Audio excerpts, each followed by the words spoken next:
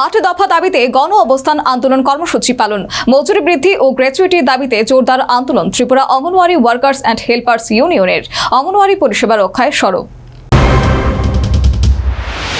ICDS কর্মীদের gratuity সহ 8 দফা জরুরি দাবিতে রবিবার গণ অবস্থান কর্মসূচি পালন করল সিটু অনুমোদিত Tripura Anganwadi workers and helpers union. Agartala Paradise Chowmuhani এলাকায় এই কর্মসূচিতে বিপুল সংখ্যক কর্মী এবং সহায়িকারা উপস্থিত ছিলেন। সংগঠনের পক্ষ থেকে জানানো হয়েছে, দীর্ঘদিন ধরে অঙ্গনওয়াড়ি কর্মী এবং সহায়িকারা ন্যায্য অধিকার থেকে বঞ্চিত।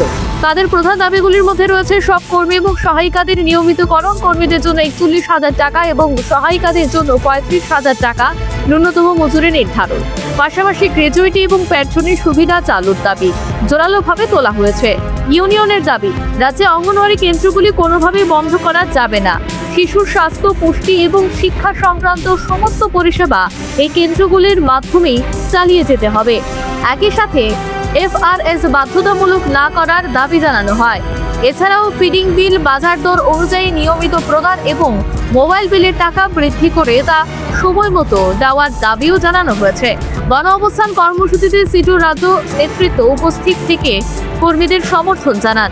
সভায় বক্তব্য রাখতে গিয়ে সিটু রাজ্য সভাপতি মানিক দে বর্তমান সরকারের ভূমিকার তীব্র সমালোচনা করেন। তিনি অভিযোগ করেন, সরকার অঙ্গনওয়াড়ি কর্মীদের প্রতি উপেক্ষামূলক আচরণ করছে। গিয়ে মন্ডলের নেতারা গিয়ে কোথায় কোথায় শাসায়, এই করতে হবে সেই করতে হবে গিয়ে ধমকায়। এদের তো অ্যাকচুয়ালি সরকারি স্তরে গিয়ে মন্ডলের নেতা, বিজেপির নেতাদের এটা করার অধিকার নেই, ক্ষমতা নেই। কিন্তু তাদের সঙ্গে যে আচরণ ব্যবহার করা হয় এটা অসম্মানজনক। বাইরের বোনেদের প্রতি যদি কোনো সামান্যতম শ্রদ্ধা থাকতো, এই ধরনের অসম্মানজনক আচরণ তারা করতে পারে না। এখন প্রশ্ন হলো, এইগুলো আমি পরিস্থিতিটা বললাম, এই পরিস্থিতিতে আরেকটা কাণ্ড ঘটায়। যখনই কোনো বিজেপি সভা সমিতি মিছিল বা BMS এ মিছিল মিটিং থাকবে, অর্ডার ইস্যু করে দেয়, এটাতে আসতে হবে। তো ভাড়াটা দেবে কে?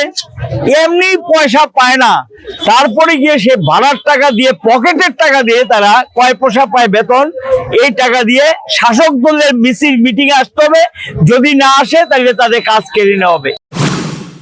সর্বোপরি মজুরি বৃদ্ধি এবং গ্র্যাচুইটির পাশাপাশি মোট 8 দফা দাবিতে জোরদার আন্দোলন। Tripura Anganwadi workers and helpers ইউনিয়নের দাবিগুলি দ্রুত পূরণ না হলে আগামী দিনে বৃহত্তর আন্দোলনের পথে যাওয়ার হুঁশিয়ারি ইউনিয়নের। Bureau report, news vanguard.